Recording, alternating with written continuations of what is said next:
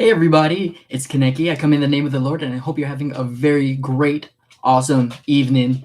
It's super cold over here and I don't do well with the cold, being that I'm from Hawaii, so my body is used to sunlight for real. But every single season I get a little bit stronger and I always get a little bit more happier. So with this talk, I just wanted to bring to, sorry, I was like, why am I muffled? I wanted to bring to light and just a little bit of clarity that I was made aware of and enlightened to um, during this uh, during this time that we all share. Yeah, the present moment, the now.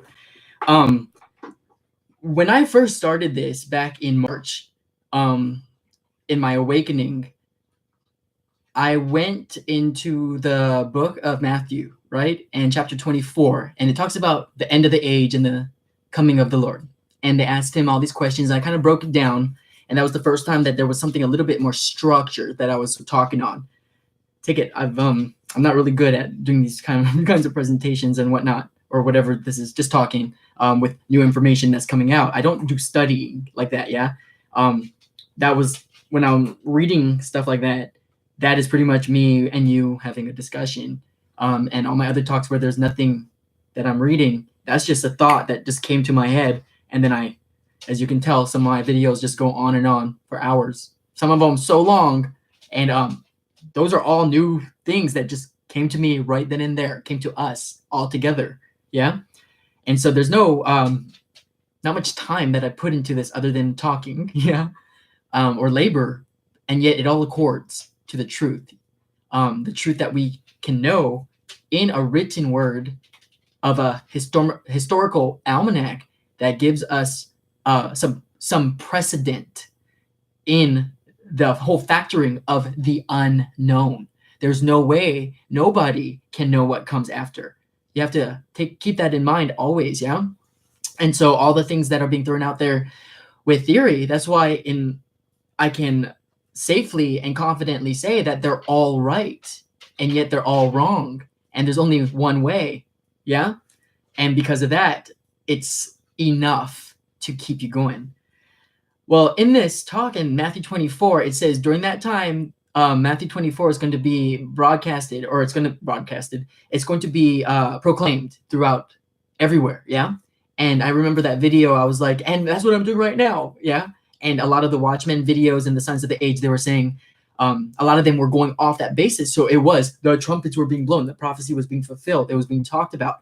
And if you read that chapter about the coming of the Lord and the signs of the age and all that stuff and what he says in it, and really put your spirit into it, because right now we can totally corporalize that we have enough sapience to understand the basic fundamentals of how to think, not like the world, but not reflecting the world. Yeah. Thinking of as one of heaven. Sorry. So with that, what I noticed is that it gets more and more dramatic as the end comes closer, right? Everything gets more condensed. There's more knowledge dispersed. There's more power to everybody. There's more people talking, and there's more things being thrown out into the dark. And they're all right. And they are all wrong because no one can know, right? And so that's why you have to go in open to everything, attached to nothing, unless you find that boon, that one solid foundation of hope that you finally based it into a faith. Yeah, that's why the righteous will live by faith. In this, as it gets closer to the end, it talks about how once again there's going to be miraculous signs and miracles that people are going to be performing. It's all in the sky and stuff like that. And at this time, more people are going to be aware. Yeah, this is like towards the more farther along in the end of the time, as we are right now. Boom, boom, boom, boom, right? And so with that, it says false prophets are going to be popping up everywhere. And as I talked about in my other video, a false prophet is not somebody who is a sinister person. They are somebody who is a little bit more naive, but they have been justified with a little bit of the zeal, and that knowledge came to them. And during their awakening, they feel 100% passion that they need to proclaim what they have to, and they're not wrong in doing it. In fact, if they didn't come about, then prophecies wouldn't be fulfilled. That's why God created certain people to do that.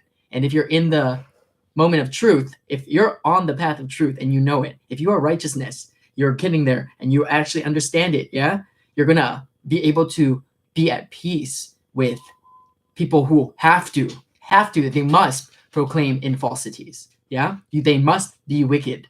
Yeah, there is a bigger plan out there, and that's why you have to have a little bit of, not a little bit, a lot of humility and the contrition of humility within that. Yeah, in order to know that you are not better than those people who were made wicked. You were made good. You were made to go on. That's why with Jonah, and I always go back to Jonah because that's the only sign, the sign of the Son of Man, and it's going to be kind of like the sign of Jonah, 3 days, that type of thing, right? And then that's what Jesus Christ was telling them. But it's also the spirit of prophecy. It concludes to us right now, and that's what I was saying about the sign of Jonah. When he was under that plant, that grew over him because there was a scorching heat after Nineveh was saved, yeah? And then he was so distraught, it said in his soul, that he was going to kill himself. Like he had a big temper tantrum. He was like, it's so hot, I'm so depressed, I'm going to kill myself. So God caused a plant to grow over him and he was happy, yeah? And then God caused a little worm to come and eat that plant, or like he rotted the plant, so there was no more shade. Then Jonah went back, oh, I'm so depressed, I'm gonna kill myself, I'm so hot.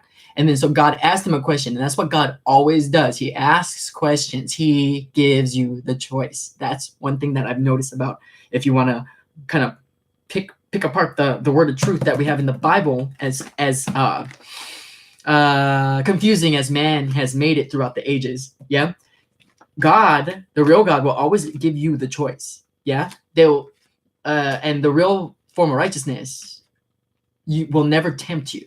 It gives you the choice because free will reigns supreme. It's in our hands. That's how you have to know. The responsibility is ours. It always lands on you. Yeah. Because faith is a choice. So when he did that, Jonah did that, God asked him, do you have a right to be mad that the plant's no longer there? You didn't help it grow. So, and in that, what I factored in was, do you have a right to be mad? And also, do you have a right to be so glad and think that you're separated? Yeah? Separated. You don't. That's the thing. We don't. That's why you need the contrition of humility at the fundamental basis of your faith. Yeah? Before you put the rock on, you need humility almost. So with that, you have to understand that we're all made for certain things so that prophecy can be fulfilled in the entirety of the working of God. And when you go into the unknown frontier, yeah, there's no structuring. So it's easy to get lost. And during this time, as we get farther into the end of the age, with Matthew 24 being prophesied, yeah, and remember, the testament of Jesus Christ is the spirit of prophecy, yeah, and prophecy is equated in etymological roots to sapiens, and sapiens is connected in etymological roots to wisdom. So Homo sapiens means wisdom, almost, yeah, the man of wisdom. So with that being said, we're going into, it gets to the point, it gets a little bit more dramatic, yeah, as we go into the darkness, the deeper darkness, which means everyone is right, everyone is wrong. There's only one light of righteousness that is the truth, and you cannot tell what it is because that same light looks exactly like the darkness. Yeah, that's why you need to fall and let go of yourself completely, because the only thing that can see the true light of righteousness that goes before you to prepare your steps for your way is wisdom and the eyes. She can see the correct discernment between the light. We cannot. It's impossible for us. Yeah.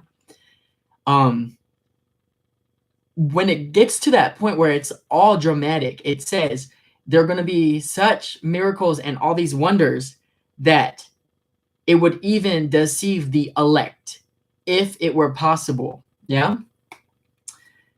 Now the elect, whoever that is, being that heaven is about power, and if there's going to be levels of power, It's not divided, it's divisions. And we already know about hierarchies of heavenly realms with the angels. We know about hierarchies of realms of darkness, yeah?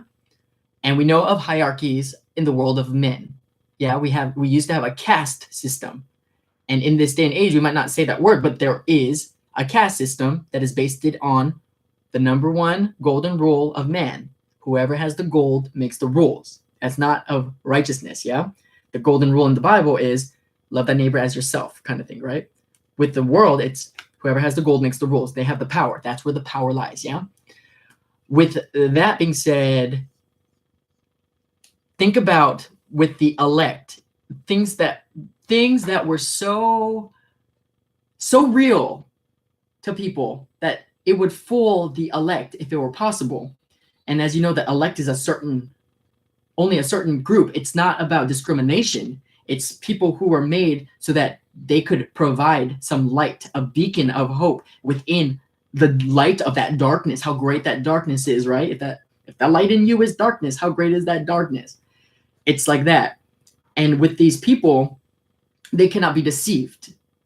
That's what it means. Which means everybody who is not an elect is going to be deceived. Yeah? And the thing is, think about what you're going to do if now you know that everybody else who's not going to be elect is going to be deceived. Is that something wrong? Do you see what I'm saying? When you go into that unknown realm, nobody can tell you that you're wrong, and nobody can tell you that you're right. It's you until there's something as structured and factual as the concept of air itself. You cannot see, smell, hear, taste, touch, nothing. Yet how do you describe that to somebody and that has enough gumption, yeah, that has enough foundation to it, that the entirety of the world of man can all agree that air is as real, yeah? Back in the day, do you think that they knew what air was? Do you think they even considered thinking that, oh, I'm actually breathing something that is not supposed to be here or was given to me, and without that, we would die? Do you see what I'm saying? Like, when was the first time someone realized that there was a thing called suffocation kind of thing? This concept used to not even be here, yeah? And then now it's so known in a common sense factor that it went subliminal. It went into ethos. It went into just the very basic social zoe, that zeitgeist. People don't think about it, but we know, yeah? Don't have to be told about it, but we automatically know. And then we've taken it for granted kind of thing, yeah? So thinking that now, like whoever the elect is, they're the ones that's not going to be deceived. They're going to be able to have that spirit of wisdom, that sapience, yeah? And that means that they got enough knowledge from the Holy One, about the Holy One of righteousness, which is Jesus Christ, the man, and enough knowledge for them to relate man to man, because man cannot relate with God at all, yeah? That's why it's always mysterious. God, the glory of God is to conceal a matter, and the glory of kings is to uncover it, yeah, unveil it, to pursue it, to look for it. And in the darkness, that's what everyone's doing. They have the potential of being kings, yeah? But you have to start off, and it says, it has the directions inside the New Testament of Jesus Christ. And that is about learning about the righteous one, you know, the Holy One, learning about his walk, what he actually did. And even in that, we know enough to put it in words, to let it stay, yeah? And for 5,000 years it has, and it encompassed the world. And it started off with 12 people after the fact when Jesus Christ was christened, he left, yeah? He ascended, and the clouds blocked him. Those 12 went out, and then now look at the world, yeah? It went everywhere. They didn't have Twitter. They didn't have even telephones. They didn't even have a post office. They didn't have letters. How did they do that? Right now, we have all this technology, and you could try to make a message, but now we have to go into entrepreneurship and funneling things and thinking of and devising plans and schematics for marketing schemes, and, you know, that whole SWOT thing and demographics, and how are you going to do this and make it more pinpointed, yeah, and directed, and getting the brand out. They didn't have all that stuff yet. Look at where it went 5,000 years. Why? Because it was trillions of unconsuming fires. You can't stop the truth once it was set in that new covenant. When it got to towards the dramatic parts where, oh, the elect would even be deceived if it were possible, and now knowing that everyone else is going to be deceived, how do you think that's going to happen if everyone's going to be deceived? Yeah. And that now you have to be okay with it. Yeah. And the other day I was talking to a friend who I met through the YouTube, and he lives in the Netherlands, and we was talking story. And I love doing that because once testimonies are shared with each other, that person is always on my mind. Isn't that funny? I think that's how once your temple, you get to the room of testament, and you share each other's rooms of testament, that new part of the temple that's now in awareness,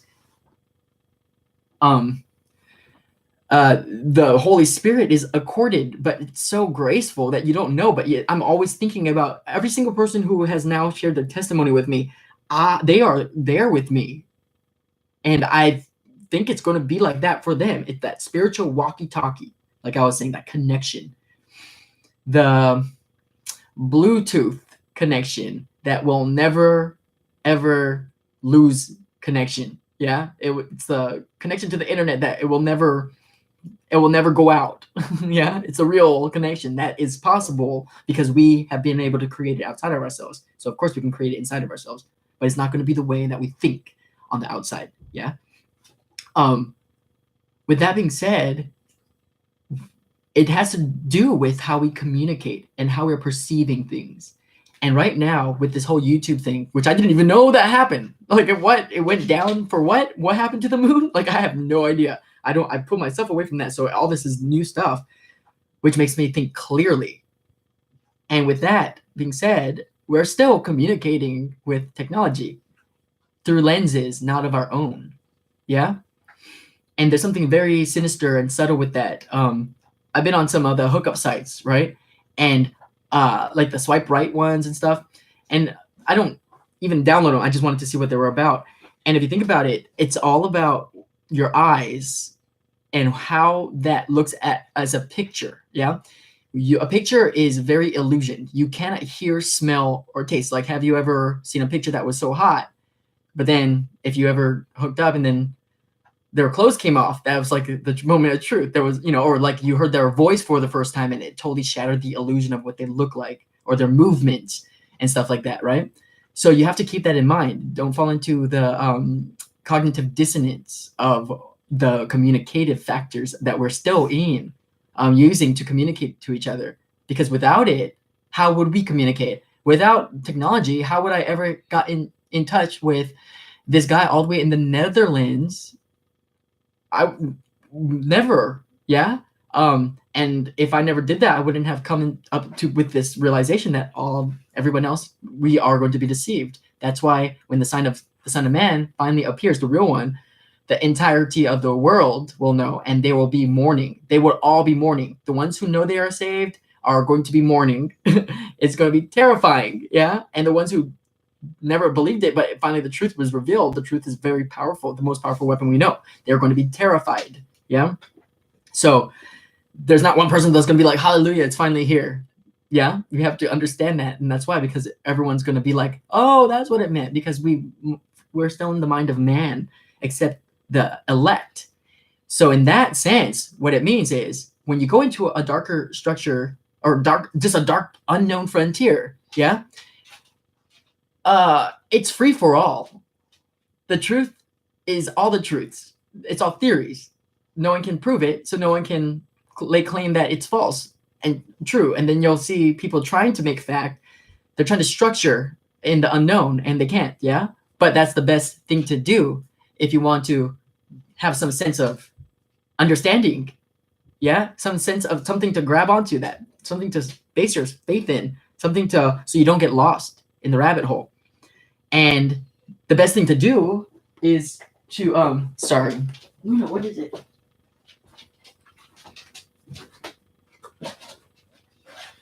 What are you trying to get? Huh?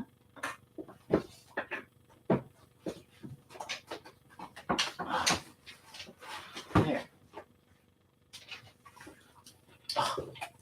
Sorry. So is to set up a structure, and that's what I did with my other video, saying like it had nothing to do with it. That video was it was like a post that you put at the front of the entrance of a gate for now everybody. If you went before them, now you can set up a structure. It has no, it's universally sound in free will and supreme in sovereignty of each individual person's choice and responsibility and respect ability for themselves. It doesn't tell you to go and believe in anything. It says be open to everything, attached to nothing. Just some simple rules that is universally sound. Yeah. In that sense, now you can go in with a little bit more power in how you can at least be as much as best absolved in what you're trying to do and your awakening. Yeah. Because in the end, it's going to be something that we all missed. Yeah. Kind of thing, except the elect. And that means since the elect cannot be deceived, they're going to be beacons of light in the darkness so that it slowly gets structured so that everyone's not just like going into the Louisiana Purchase frontier for Lewis and Clark kind of thing. Yeah. If Lewis and Clark didn't come back and tell us what was there, that we would never have been prepared and known how to prepare kind of thing. Right. And it gave us a little bit. They didn't know everything, but they knew enough. That's why Jesus Christ said it was 2 is enough. Yeah. And that's why it also says like, okay, the harvest, like the fields are ripe for harvest, but the workers are few. Ask the Lord of the harvest to send more workers in. That's not a mistake. Yeah, we think about it like the man and man, like, oh, it's too few. Oh no, like they're going to be overwhelmed. No, it's meant to be too few because that's the beacons of light. If there was just too much light, then you wouldn't know that it's for the spirit of wisdom and righteousness. That's how it works. Yeah. It keeps it simple. It keeps it always simple. It's not because it got complicated. And so with that being said, and the technologies, and one thing that I learned on my own person is the use of the cameras and the lenses, the Snapchats, and even this camera right here. One of my friends on here on my first live video, she's like, and you're very handsome. And I was like, thank you. But I think it has to do with all the lenses. They're doing trickery. It's trickery. It's chicanery. The cameras are not showing what is really coming through. And I'm not saying, oh, it's showing you something different. It's messing with the light source that's coming in. And so I was like, because I don't look like this. I know I don't look like this, like how it looks like on my monitor. But I wish I did because it makes me look perfect, right? It's all smooth and stuff. And maybe if I do, but whatever the case may be, there's something to do with the lenses. And back when I took a different type of picture, it was of the moon. Yeah. And I even put it on my Facebook page and all that stuff. But when I took it, it was like the light was going like a cross right between the moon. And I was like, this is crazy with everything that was going on in my own awakening, right? So I did that. And then, so I took a video, some pictures, and then I was like, oh, so I wiped the lens of my iPad. When I looked back at the moon, the light, instead of being across, was more acute like that, right? Going through the moon. And I was like, oh, it changed. I was like, oh, and then I wiped it again and I realized it was the lens playing a trick with the light of the moon.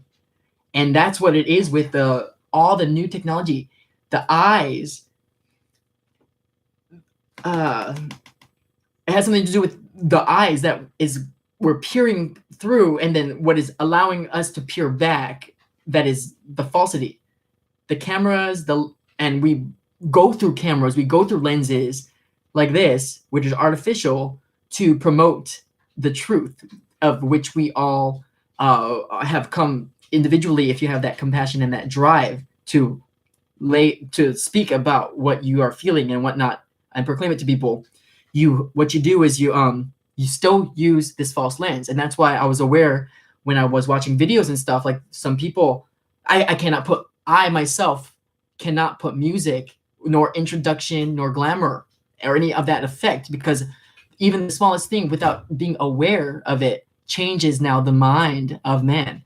We know about binaural beats. Yeah. We know about the concept of sound And right now we're trying to have a sound mind. That's going to be coming up with the when you have that spirit, or that Holy Spirit. It's a power, love, and a sound mind. And right now it's about the mind, because we're getting into the end of the age. And the first thing that's going to come out is going to be the head of Christ, as with a birthing. Yeah, a woman in labor pains, and what the baby comes out, it crowns first. The head comes out. The head is the last that we know, because it's the New Testament. Yeah, the Gentiles, I call us. And that's the whole concept. The first shall be last, the last shall be first. Your people for my people, type of thing, right? And that's that whole thing. So what I want to, I guess, let everyone know is that the technology is, we need it. We must use it, even though it's the great deceptor, because that's how the entirety of the plan of God works. Yeah, like everyone. Think about Snapchat, right? You can take a picture and there's all these filters and lenses, and you can choose to filter and lens it. But even if you have no filter and lens, the camera itself automatically puts filters and lenses on what you see, and it changes your perception of what you're watching. And then if it gets confused with the hearing, because people are putting background music that hits certain frequencies without even knowing it, yeah, it changes people's I want to say psychological aptitudes on how best to discern in that, and be the judge of what is and what is not in the darkness and the unknown. Yeah. And so in that, yeah, it's going to be the elect. If it's so strong that even the elect would be deceived, if it was possible for the elect, then it's everyone else is going to be deceived. Doesn't mean that you're what's it called, has nothing to do with whether you're saved or not. Yeah, that's another thing. Now it's not by anybody's works. Your works don't count for nothing.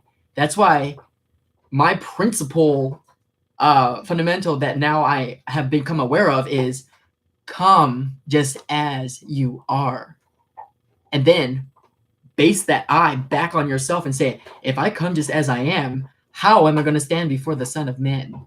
How am I going to stand before God Almighty? How would I feel? Would I be terrified? Would I be second guessing myself? And if you are, that's normal. When I had my experience, when I had my approval and I seen it all, so that my faith turned into fact. Of course, I can't prove it to anybody. Yeah, only you yourself can do it for yourself. Free will always reigns supreme. But I can preach this. I say my testimony because it's as the truth is the truth. And I don't expect anyone to be like, yes, it is. You know, the man of righteousness, they are very, very. They don't just go into friendships. And that's so funny that I've even talked about that in my other video. The man of righteousness, it says, is very cautious about friendships. Isn't that funny? And so I was like, oh, what? So whenever I tell anyone something and they come back with something, I don't blame them. There's no discriminations, yeah? And it's not me like, oh, I understand them. No, it's just that's good. That's good to always have a guard up, no matter how sweet the person telling you stuff and how beautiful, how delicious it seems to you. Yeah. To always go in with caution. That's just good common sense for yourself as a survivor. Yeah. And so that's one thing. What was I talking about? Oh, I always do that. So anyway, when it gets to that part, oh yeah, the principle of that is you come just as you are. Like right now, like, because it's not by nobody's works that salvation is redeemed. You need to crucify yourself in your head. Yeah. And that means you need to not let it's getting in touch with your emotions, getting in touch with the feelings, including the fear, including the distress, including the depression, getting in touch with those, and then becoming bigger than those, but allowing them. Do you see? You have to lay it on something else outside of you so that you can look back on yourself which it helps me all the time. That's how I get the peace that surpasses understanding. It's not that I will always be at peace. I am the most depressed. I am the most weak. I keep telling you this. But because I'm so weak, the Father has me. So I had to be more acknowledged. Yeah.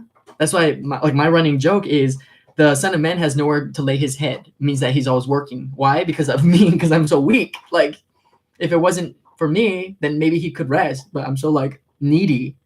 And so because of that, I need him more. And because of that, I'm becoming more becoming better, stronger, yeah, to sustain myself. And with that, I'm able to, when I get into depressive states and all that weird stuff, which is normal, because if you think about how my life had been, like if I wasn't, then I'd be abnormal. Yeah, of course I'm going to be depressed. There's some things that people need that I didn't get, but I'm able to step outside and lay it all on God. And this means like for going into a fourth person, looking at me sitting here depressed and thinking in my head out there, so this guy is depressed. I want, what is it that is making him depressed, and why does that depression give him this reaction, kind of thing. And in that, the power is not there, but I'm still able to go through it and look at it and have peace. I'm peacefully depressed. And that's that weird twisting, like I just keep saying. It's all that stuff. So, of course, I speak the truth, just like everybody else. They're speaking true, yeah. But I do land on the fundamental truth of the rock. I would not be placing everything in this, because I am the most. I don't trust nobody, and I keep saying that, like I don't trust people, and it got to a point where I started not liking people. That's why I had to get out of the service industry. Before, I was genuine to everything. Yeah, I was genuine. That's why it made me such a good server, because it didn't matter about whether or not I'm going to get tipped or nothing like that. Yeah, it was every single person, every single time. You were my VIP. Very important people. I don't care if you just came off the street to use the bathroom. You were a VIP. But then it got to the point after so long that I ended up routining it and then faking it. Yeah, I would have to force myself to fake, and then my spirit couldn't do that. I was going into falsities, and I have always been truth.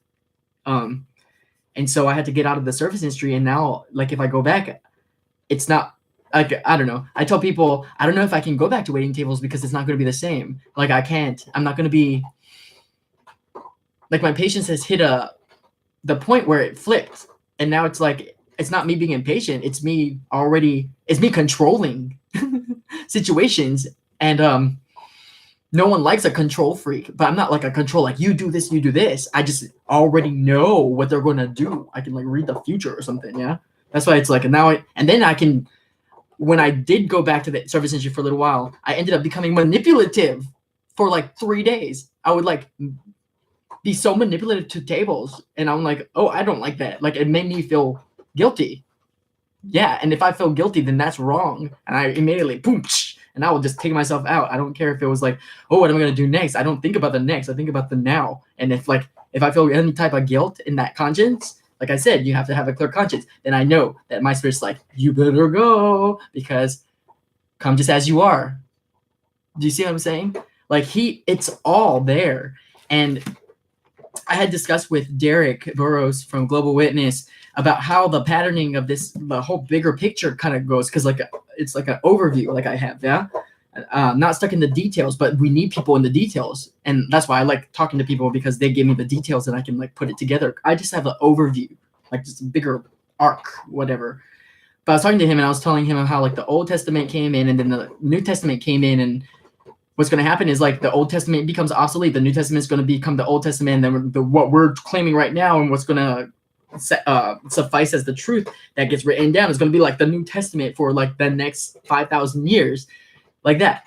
But not even that. This one is the final. The New Testament of Jesus Christ that's all you need. Like, he covers everything. It covers everything forever and ever and ever. Like, it's so smart. It's too genius for genius. It had to have. It is by God. It, like, that's why, like, it's so true. Like, it's true. Anyway, I hope that helped people to realize that proclaim, yeah, do what you must do, but it's not by works, yeah? What the elect and the people who have the truth have to do is somehow or another convince people who have that guilty conscience about what they're doing, um convince them that they are guilty and that they have been forgiven forever, because they're always going to be forever guilty. And that's the contrition of humility, and then how to work that. If you can do that, anyone who knows that, they have a soundness of what is known as the love, right? And even the fulfillment of the law of love is enough to fulfill that. If you come just as you are, you have that fulfillment in you, that you have that remorse, and that you're not haughty. Because anything that anyone does, whether right or wrong, the fundamental basis is if it's not done in faith, it's a sin. Like that is in the word of truth. Anything done not by faith is a sin. So faith is very powerful, and the righteous will live by faith, and they will stand by faith, kind of thing. But that's a powerful factor. And with any type of power, which, like I said, is the kingdom of heaven, there comes responsibilities that each person who wills that power needs to accord to. And the basics of how to handle those kinds of power is in the New Testament. And it is also in the other ones. But like I said, they were blueprints. And some of their things have become obsolete, even in the tiniest word. One word could change the entire structuring of it and make it fall down. That's why it's like, if there's a bigger one that comes along that you might have been naive about or ignorant about, or someone even told you, and then now you're in transgression of it, because wherever a law comes, then sin is possible. And if sin's possible, that means that there is transgression and progression. But without any type of law, that is called, wherever there's any type of lawlessness, that is sinful nature. Yeah. So if we're going into the new and there is no law against these such things, there is no law, then it's not going to be like that law that does the transgression sinful nature. It's going to have no law, because there's only one law, and that is written on our hearts and minds already, and that's God. Just like in the beginning, there was only one law to not do this about this fruit or whatever, or this tree, or eating something, just one thing, and that was all part of the bigger plan. It was all planned out, you guys. It was all planned out. Even all of us getting deceptive is planned out. And the elect, once they are aware of this, it's all planned out. Like, and it will all accord, because God's going to have everybody, because that's just what if he wants you, he's going to have you, and he wants everybody. He sent his one and only son. Like, he wouldn't have done that. Like, think about it. Like, would you send your one and only son only to like save half of something? No. Like, I'd be like, okay, well, maybe we can't send let's not send my son. Let's send something else. Like, I don't know, I'd go for the house cat or something before I sent my son. Oh, look, and then they sacrificed animals before. Anyway, I'm going on a tangent. Anyway, I just wanted to share that with everybody, and be aware of the lenses that you're using in technology. And I love you all. And exciting times. Keep your eye on the prize. Yeah.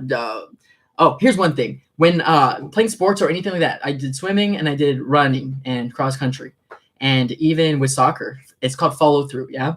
And if you're a track and field person, what they teach you is don't look at the finish line as your finish. You need to, once you get close enough to see the finish line, you need to force yourself to stare past it.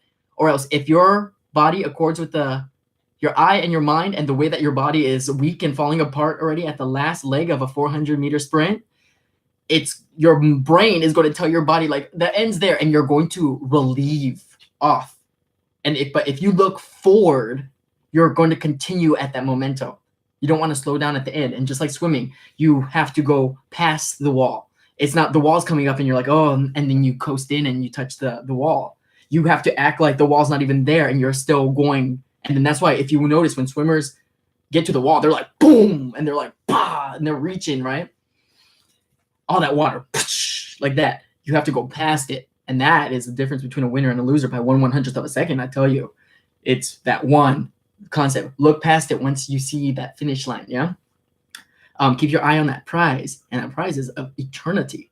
So it's like, and just my own truth I want to throw out there, and I think I'm pretty sure I've said this in another video. I've seen the stores of heaven.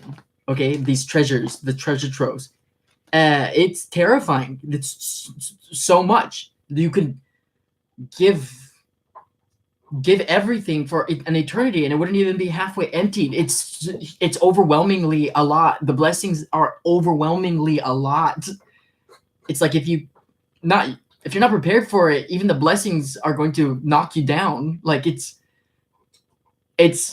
the most powerful thing that you could ever imagine. That's why it's like, what? And we're made for that, but we're so not even worthy of it because we're weak. We're the weakest. Yeah, we used to be weaker than the angels. The law that we know right now came through from the angels. And who was the number one angel? Yeah, Lucifer. What Lucifer did for the angels was what Jesus Christ did for man. Lucifer sacrificed himself and became Satan. He's the one who finally made the first choice. He's the one who finally made the first deception, kind of thing, right? It's amazing if you think about it. And then after Jesus Christ came, that's when man became more powerful than the angels. And the angels were no longer the authority figures because their kingdom of the air was smashed by that new covenant from man, a man named Jesus of Nazareth, the king of the Jews.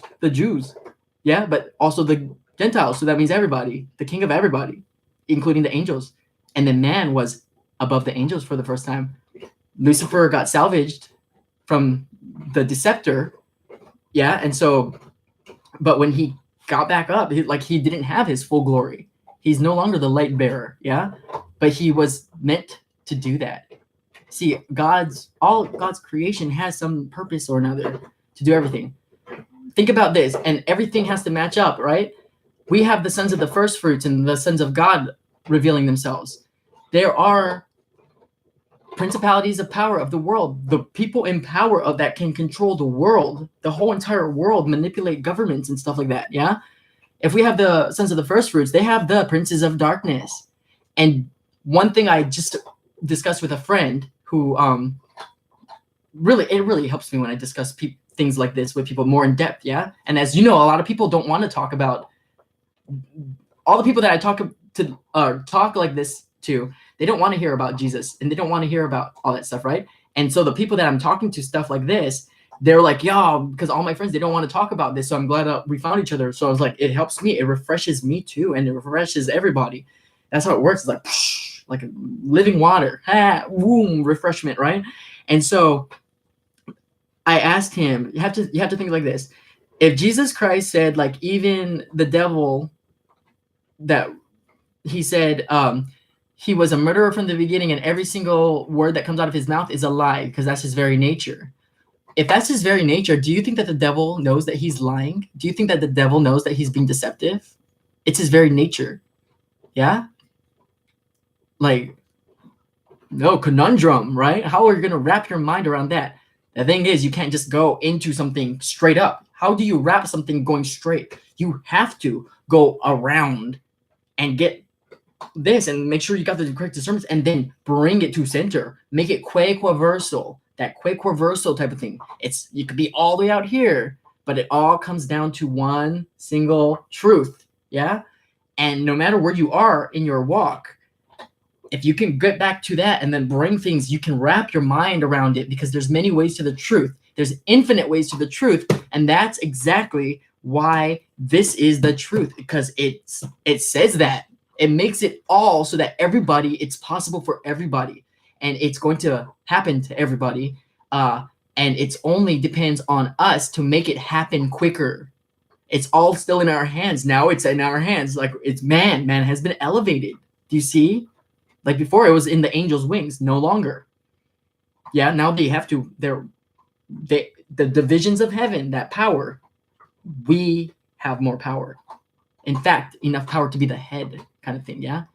And so in that, it's still all of our responsibilities. And if we can just accord all at once, we can make things happen faster before the cosmic clock of creation runs out. And when is that going to, who knows? But what we do know is that now we can bring it about faster so that we can bring the new nature in faster. We just need more people, whoever the elect are, to understand that and realize that now, since everyone else is going to be deceived, they need to start showing their light and doing it with responsibility, which they're going to be able to do because they have enough wisdom with them to understand that they cannot force truth on someone. They cannot prove anything to anybody. So it's almost like they have to be deceptive a little bit to a weird group. Like they have to be deceptively righteous. That's where that twist. Do you see how this all accords? That's why. That's why even in the word of truth in the New Testament, he even says like, one of the apostles, the main apostles, he was like, but it was me that has deceived you or like manipulated you or something. And I was like, what? That's so weird. You know, like when I read stuff like that, I'm always like, huh?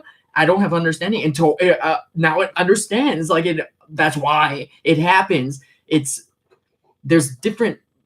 The salt is going to lose its flavor, and like I said, the horses are at the water. You can lead a horse to water, but you can't make them drink, right? All the horses have already been at the water, and they've drunk their fill of a really awesome sweet water. It's turned bland. They got used to it. They need something. So now what you have to do is make them thirsty. You have to make already filled horses thirsty for something. And how do you do that? Yeah, you have to you cannot fix the old by doing the same old how it started. You have to change the end, and then that's why like there's so many revelations that has happened throughout the world. It's happened before, and that's why there's all these connections. But how come all of a sudden like it changes? There's a little bit of change, right? That was the new twisting to the bigger truth until the final event. And but what I do believe is that this one, that's why it's going to have everybody.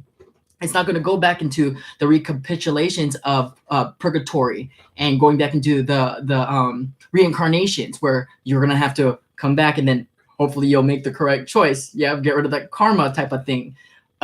This time, there's not going to be anything to come back to, because if it goes that way, which is going to be like the people who are iniquitous, and I'm not saying people, I'm talking about the people who are not, who are of that old nature, who the princes of darkness. If you have the sons of the first fruit and the sons of God, you're going to have the princes of darkness and the princes of the devil, the kings of the devil. Yeah, there's that balance. They're still here, and they're trying to get their kingdom still from being so destroyed and overrun by the power that the new power of man that came in, the Son of Man coming in. That was the son of the angel back then, and it worked, yeah, but it wasn't enough because God's plan still had to come into accordance. Do you see it? See, it was only halfway done, but they based it on that halfway and called it truth. That's why it could never accord man back to God. And who knows? It's also because God loves the broken. That's why salvation is here for the broken and the needy, like me. See? And so that's why if I wasn't for people who are so weak like me, then that stuff we don't need it. Yeah. Back in the day, think about it. The powers that be, all these people who are of high standard, the Egyptian goddess, the Babylonians, all of their high priests, always the priest with the king. Yeah. And the king was always elevated to the status of a god. They enslaved people, and any slave that is enslaved like that against their free will is going to be broken and crying out. And of course, God's ear is attentive to the broken. That's the whole point. And that's why they're like, okay, well, if you're going to make man so weak and try to overpower him, God brings down the haughty and he elevates the humble. And once that happened, that's why now the slave is going to be the king, and the king is going to be the slave. And in the book of Wisdoms, it even says about that whole thing. Like one thing that is like atrocious to creation is a slave elevated to the point of king.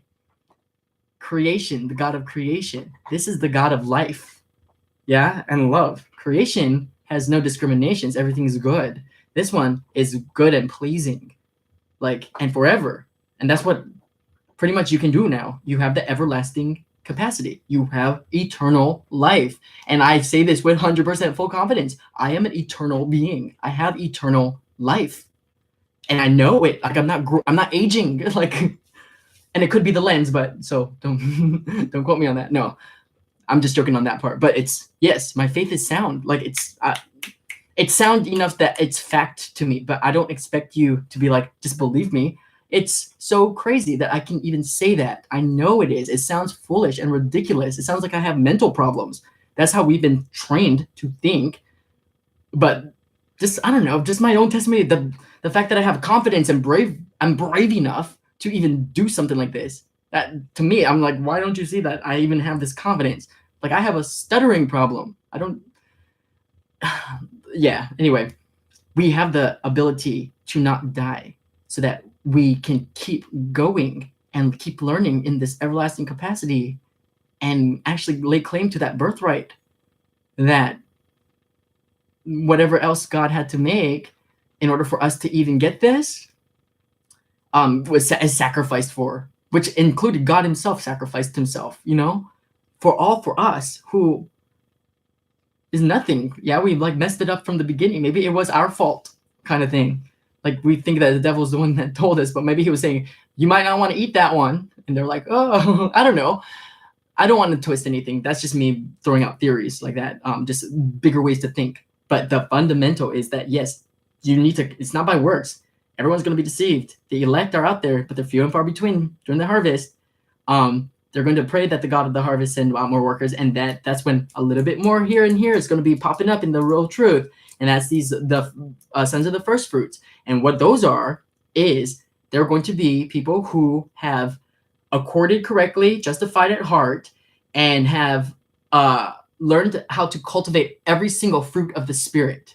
Love, joy, peace, patience, kindness, goodness, gentleness, faithfulness, self-control. Against such things there is no law. They are the sons of the first fruits. The first fruits are the apostles, yeah? The apostles were the closest to Jesus. And Jesus, who was the first fruit, was glorified, and so his division of power came up, and then he was the right hand of God or the Son of Man. He is the branch kind of thing, yeah? This branch that grew everything else for something completely new and grander that came from a stump. And a stump is, you know, is a dead tree pretty much, but the roots are not dead.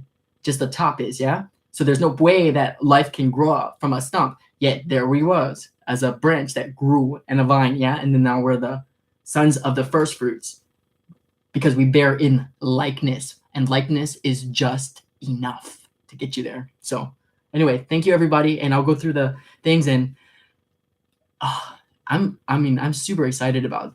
I'm just excited. Yeah. I love you guys and love each other. Rejoice in the Lord always. Every day is a day that God has given us. Yeah. So no matter what happens, just try and pull yourself out of that and look at it. Accept your depression. Accept if you have an addiction. Accept it. Look at him and be like, I wonder what makes him addicted. Instead of being like, I'm addicted. I'm addicted. Say, what is making him addicted? Get yourself out of that, because it just, yeah. And be wise. Be wise in your choices, and don't let anyone fool you. Do not be deceived. That's what Jesus told us in the beginning of Matthew 24, the first rule. That's why I'm like, oh, that's the first rule. No one ever told me that. It says, do not let yourself be deceived or become deceived. Yeah. So in that sense, if everyone's going to be deceived except the elect, then what he's saying is give your best effort to always be conscious. Don't just trust everything you hear. Yeah, really learn, wrap your mind around it so that you can put it into a foundation for yourself. Because in the end, it's just going to help you. That's all. It doesn't mean that, oh, you better not listen to this, or, oh, this is a false prophet, like call them out. Not at all. It just means that you have the correct discernment in you're regulating that. You're learning how to exercise that, because discernment comes from wisdom, and wisdom will give you that insight, that intuition, so that the inside of you, your eyes on the inside, you'll be able to slowly open and adjust to the new light of righteousness. Do you see what I'm saying? Because it's not like wisdom will not always be our confidant. Wisdom is a spirit that was in the beginning, in the very foundation of creation, the very foundation. So it's outside of creation, but it's outside, but it is. That's why the light can come into the world. The darkness does not understand it. Yeah, but the light is the thing that created it. So it's like, what? That's what it is. And once you get mature enough, you'll be able to stand on your own and discern for yourself. It's inside of you, because the little G God, yeah, the little all-consuming fire, so that Jesus wouldn't stay dead and he could be come back to life, because God is the best. He's the Alpha and Omega, and he loved everybody, including the first flood and all those things that he had to destroy. It's not like he's like, oh, that's evil, let's start over. He's like, I'm sure, like, I am confident that his heart was broken. That's his wrath. Like, I don't know. Yeah. Like, his wrath is like when you have to discipline someone and you don't want to, but you're like, and you, I guess that's the concept where they're like, this hurts me more than it hurts you, but you don't understand. You're like, how does it hurt you? I'm the one crying. Like, you know what I mean? That's that concept to me. That's what the wrath of God is. It's like, I gotta do this, because if not, then you're gonna fall into the bottomless pit. And we don't want to do that, because it got uncovered just so that you could be forever living. You see what I'm saying? I don't know. It all falls down, and it's all going to, anything false is going to fall down. So there is falsities that are made, perpetuated in iniquity. And these are people who, not people, these are like head powers, like head authority, huge cultured conglomerations for thousands of years. These people are ancient people that I don't know, like they just know, they know prophecy, they've seen it, they know things, they know what happened, and they're controlling, manipulating the whole entire structuring, because every single prophecy needs to be fulfilled for it to come about. And if it doesn't, that means they have a longer time. But they think that they're surviving, and anything that's alive wants to survive. Yeah, if you're alive, the one thing factoring is that you want to remain alive. You want to survive. We've had animals who get stuck in traps, and just to survive, they'll gnaw their own limbs off. That's desperation. And you'll see things get to desperate states, the more dramatic things get towards the end of the age. And like I said, 1 day to God is 1,000 years. 1,000 years to God is like 1 day, and even more or even less. But it doesn't even matter about that. It depends on us. If we can regulate our minds around different things, about how to wrap our minds around it.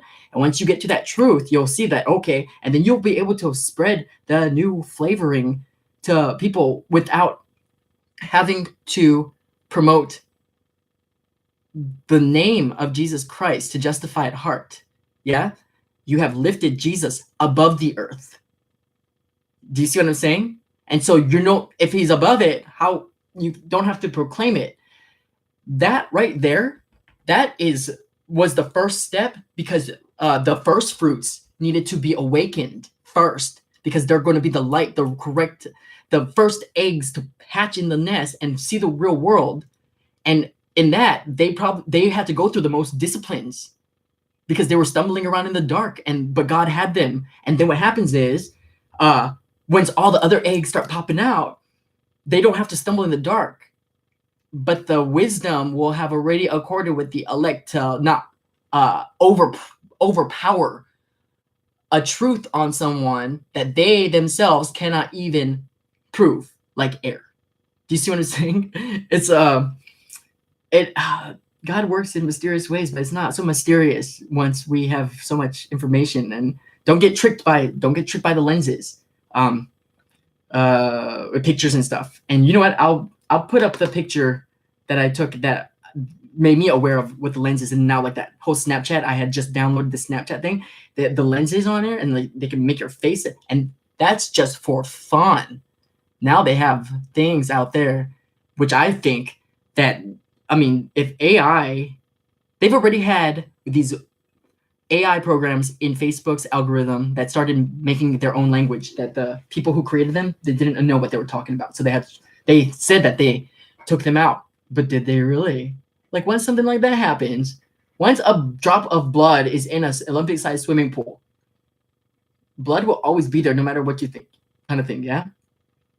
It's already been contaminated. Well, with AI, if they grow on their own, and with all the new technologies, who's to say that they don't just make their own entire newscast thing? And, I mean, they can make people, they can make fake people. They put two people together, like we have those things at the fair, that, oh, what does you and Jessica Alba's baby look like? I have a picture like that. And then they put your faces together and it looks like a real baby with both of your features. AI can do that on their own. They can mimic voices. They can do all this stuff. They can take out things that you don't want in a live stream. So like say like I don't want this picture here. In this live stream, I could erase it and you would never know that that was there. There you go. I could erase it and you would never know that that was there. If there's a program that can do that and it's out there and there's an AI that we don't know if it's in there or not, the ghost in the shell, and they could do that, I mean, who's to say that any of the news is even real? Who's to say that people on your Facebook that are sending you stuff is real? Do you see what I'm saying? We're all going to be deceived if you're not aware of stuff like this. And it's just, if you can get to that likeness, yeah, which is understanding and having just understanding of Jesus as the man and not what people here say. Get your mind out of the culture and that whole thing, because it's not bad. It's just simple. And we're so used to complicated, complex things that if something is so simple, we don't trust it, which is right, which is righteous. But the thing is, you have to figure it out yourself. That's what it makes you do. And then you'll see in the end, it's your beginning. So I come in the name of the Lord always, in the name of the Prince of Peace, as the weakest one in heaven, and weaker than all of it, everybody who I met through everybody. I'm pretty much, yeah, I'm the weakest one. And so thank you for even being there for me, because it just helps me get stronger and realize more that I would be able to do once I learn even just the basics of myself. And only because those who I'm meeting now, they're able to do things on their own without so much help from the Father. And the thing is, it's all in the hand of the Father. So anyway, I gotta stop babbling. I gotta go eat. I love you all, and just be conscious out there. And the thing is, we're smart. We're smart, so smart we are, but our brains are so easy to manipulate. The smallest thing can register something, and your brain does something. Yeah, it's like the mind, the soundness of mind. That's what you're working on. And like, even I was thinking about when all my electricity went out, and it was for 5 days, 5 or 6 days. I have a video on it. No electricity, so there was no hum in the house. Everyone's used to a hum, but like your refrigerator's plugged in, you have all these invisible waves going through the air, like the internet and 5G, 4G, all that stuff. Yeah, all that not in my house, and that's where I was.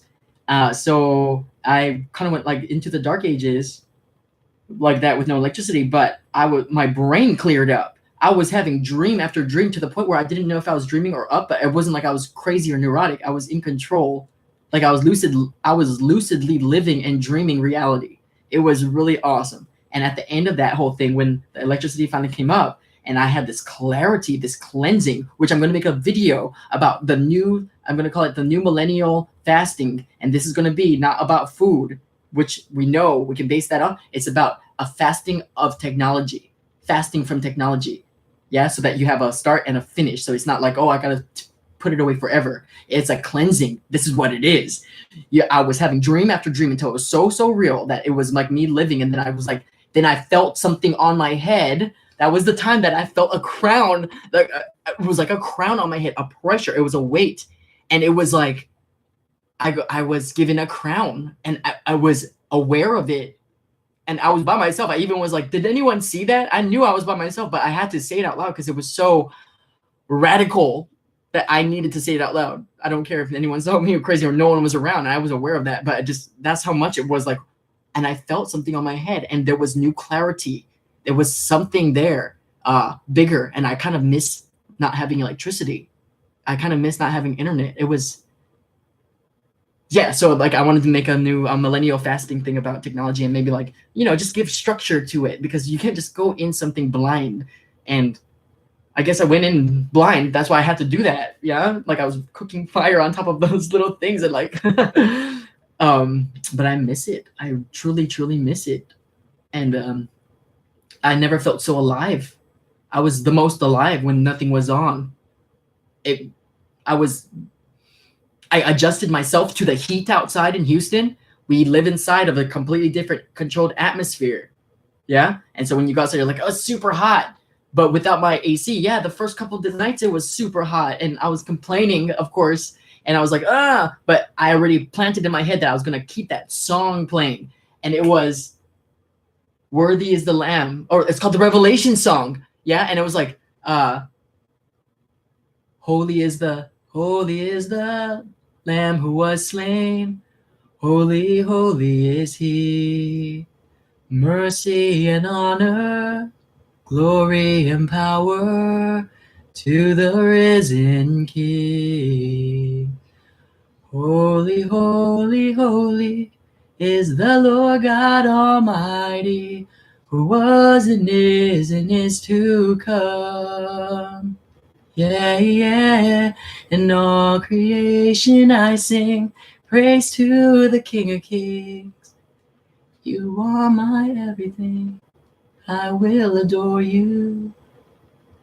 And it's just like, and throughout all my complaining and this change in my life with no electricity, just for 5 days too, I made it a point that song's gonna be stuck in my head, and it was, and it worked. Like it, I don't know. There's something to do that. So fasting 2000 is about technological fasting, and it's not about ending it, not at all. It's about being aware so that you have the power over it.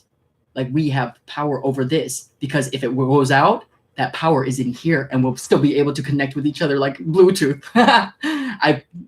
Anyway, I love you all. I gotta stop. I am hungry. My poor dog. Okay. Thank you, and much aloha, and God is with you. Emmanuel. Yeah.